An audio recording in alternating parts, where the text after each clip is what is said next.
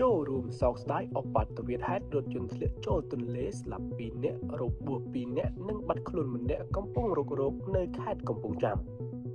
ហេតុការណ៍កើតឡើងនៅថ្ងៃទី29ខែ10ឆ្នាំ2025វេលាម៉ោង 10:11 នាទីដោយឡានមួយគ្រឿងម៉ាកសំយ៉ុងបានបើកធ្លាក់ចូលទឹកទន្លេមេគង្គនៅភូមិជ័យឃុំមានជ័យស្រុកសីសន្ធរខេត្តកំពង់ចាមដែលបានធ្វើដំណើរពីស្រុកត្បូងឃ្មុំខេត្តត្បូងឃ្មុំឆ្លងកាត់ស្រុកសីសន្ធរក្នុងរថយន្តមានមនុស្សចំនួន5នាក់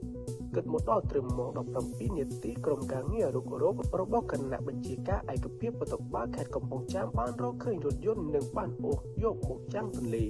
ហេតុការណ៍ខាងលើបណ្ដាលឲ្យមានមនុស្សរបួស2នាក់ស្លាប់2នាក់និងបាត់ខ្លួន1នាក់កំពុងរុករោគកត្តានាំឲ្យគ្រោះថ្នាក់គឺការធ្វេសប្រហែសរបស់អ្នកបើកបរ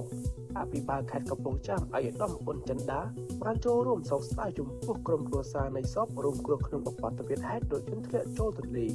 និងបានអំពាវនាវដល់អ្នកបើកបរសូមគ្រប់ច្បាប់ចរាចរណ៍និងប្រកបដោយការទទួលខុសត្រូវខ្ពស់